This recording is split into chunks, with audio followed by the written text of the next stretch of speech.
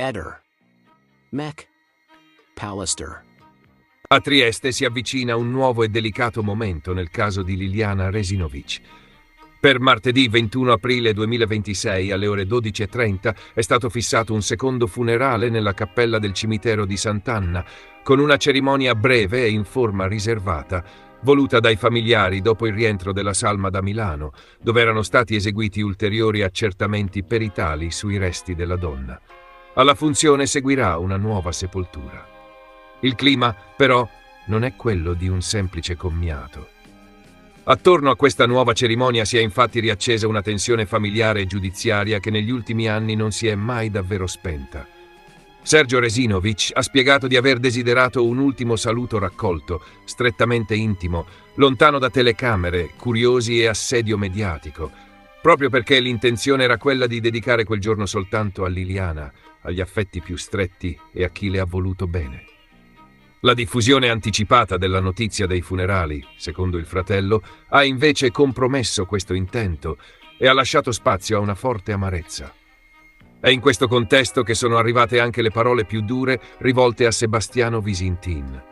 Sergio ha chiarito che, a suo dire, il marito non avrebbe avuto alcun ruolo decisionale nell'organizzazione di queste esequie e ha espresso apertamente la speranza che non si presenti alla cerimonia. Un'affermazione pesante, che fotografa bene la frattura ormai profondissima tra le due posizioni. Da una parte la famiglia di origine di Liliana, che rivendica il diritto di viverne il ricordo in modo appartato, dall'altra il marito, che avrebbe lamentato di aver appreso dei funerali soltanto in un secondo momento. In mezzo resta il peso di un'indagine che continua a influenzare ogni passaggio, anche il più umano e personale. Sul piano pratico è emerso anche un altro elemento rilevante. Liliana non sarà tumulata nella tomba della madre, come era stato inizialmente ipotizzato, ma in un loculo sotterraneo al cimitero di Sant'Anna. È un dettaglio che aggiunge ulteriore solennità e anche un senso di definitiva separazione a questo secondo addio, arrivato dopo il trasferimento della salma a Milano, gli esami affidati ai periti e il successivo nulla osta al rientro a Trieste. La seconda cerimonia, quindi, non è soltanto un momento simbolico, ma il punto di arrivo di una lunga e dolorosa vicenda processuale e familiare che si trascina ormai da oltre 4 anni. Dietro questa organizzazione c'è anche un nodo giuridico preciso.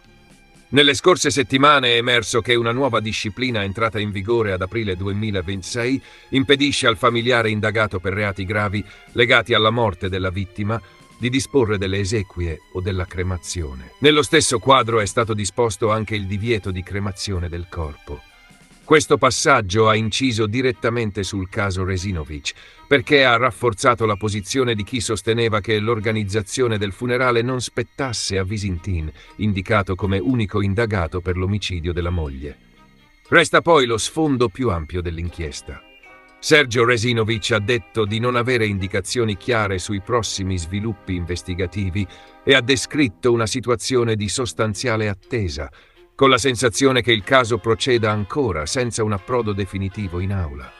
Nelle sue dichiarazioni è riemerso anche il contrasto sulla lettura di alcuni protagonisti della vicenda.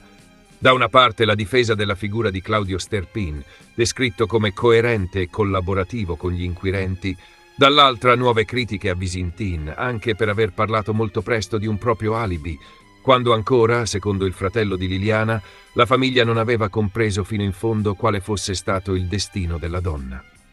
Così, quello che dovrebbe essere il momento della pace e del raccoglimento si trasforma ancora una volta in uno specchio della frattura che da anni accompagna il caso Resinovic. Il dolore privato, il conflitto pubblico e una verità giudiziaria che tutti attendono, ma che ancora non è arrivata. Ehi, non dimenticare di iscriverti a questo canale.